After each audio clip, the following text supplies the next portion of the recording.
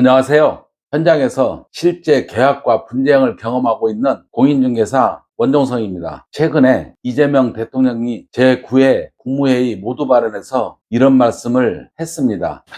지난 22년에 발생한 전세 사기 사태로 여전히 많은 국민들께서 어려움을 겪고 계십니다.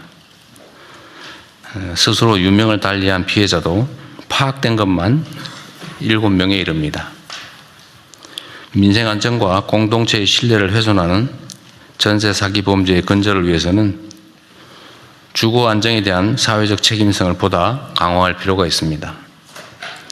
주택 관련 정보 공개 확대, 세입자의 대항력 공백 축소, 중개사 책임 강화 등 제도 개선을 차질 없이 추진해야겠습니다.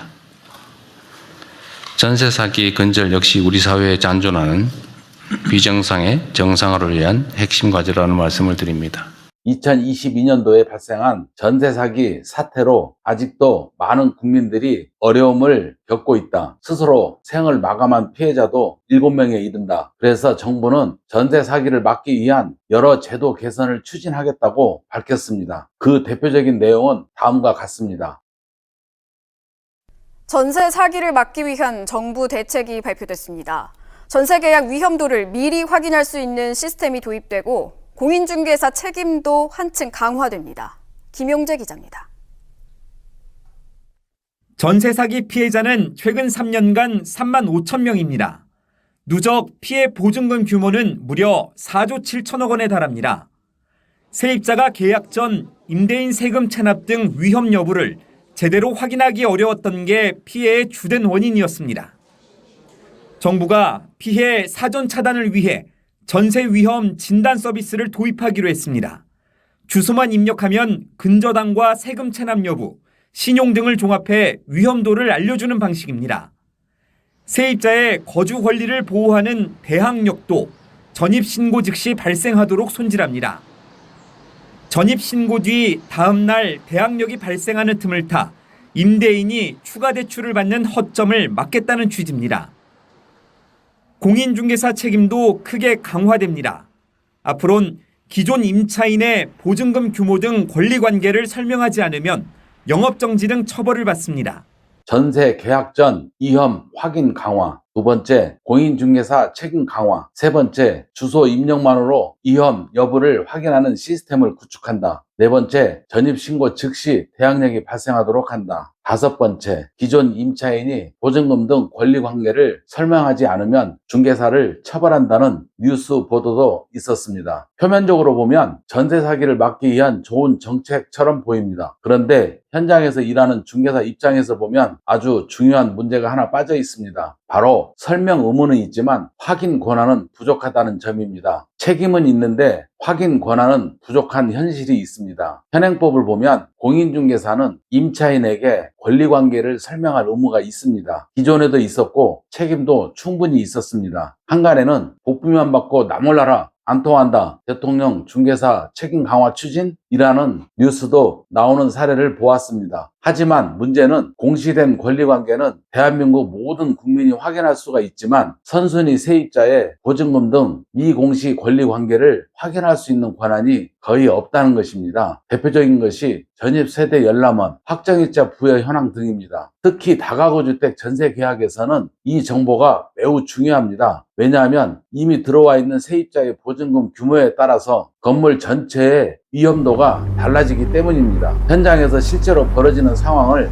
예를 들어보겠습니다. 기존에 겪었던 경험인데요. 4층짜리 다가구 주택이 있고 각 층마다 3개에서 한 4개 정도의 호실이 있다고 가정해 보겠습니다. 301호 전세 계약을 진행한다고 해서 주민센터에서 전입세대 열람원을 요청하면 담당 공무원은 대부분 이렇게 말합니다. 301호 전입세대만 발급이 됩니다. 문제는 여기서 발생이 되거든요. 다가구 주택에서는 건물 전체의 보증금 규모가 더 중요합니다. 예를 들어서 건물 시세가 1억이면 건물 전체 보증금이 1억을 초과하는 경우, 이런 구조라면 이미 위험한 매물입니다. 하지만 현실에서는 계약 전에 건물 전체 전입세대를 확인할 방법이 거의 없습니다. 심지어 계약서를 작성한 뒤에야 해당 호수만 겨우 열람이나 발급받는 경우도 많습니다. 결국 계약 전에 위험을 확인하기가 어려운 구조였습니다. 그러므로 개정되어야 할 사항은 부동산 또는 이에 준하는 것에 관한 권리의 설정, 변경, 소멸에 관계되는 자를 권리의 설정, 변경, 소멸을 하고자 하는 자 또는 하고자 하는 공인중개사로 변경하여 계약 후가 아닌 계약 전에 확인할 수 있도록 해야 합니다. 행정 해석 때문에 발생하는 문제가 있는데 현재도 현장에서 주민센터에 요청하면 다가구 주택은 건물 전체 각 호시별 전체 확인이 필요합니다 라고 말해도 그러면 돌아오는 대답은 대부분 계약서에 기록된 호수만 발급이 됩니다. 집합 건물도 아닌데 말입니다. 하지만 이것은 법의 취지와는 다른 해석일 수 있습니다. 실제로 저는 주민등록법 제29조 제5항에 따라서 연락 거부 사유를 서면으로 알려달라고 요청한 적도 있습니다. 그러면 담당 공무원이 행정안전부 등 상급 기관에 확인하느라 1시간이 넘게 전화하는 경우도 있었습니다. 그렇게 하고는 대답이 공인중개사에게는 열람 또는 발급이 불가하다는 답변을 듣습니다. 결국 현실에서는 제도는 있는데 현장에서 제대로 작동하지 않는 상황이 발생되곤 하였습니다. 그리고 그 책임은 결국 중개사가 고스란히 떠안게 됩니다. 실제 전세 사기의 구조는 현장에서 보면은 요즘 전세 사기의 구조는 생각보다 단순합니다. 가장 큰 핵심은 가격 구조입니다. 예를 들어보겠습니다. 주택 시세가 1억 원이라고 가정하면 일반적인 전세 보증금은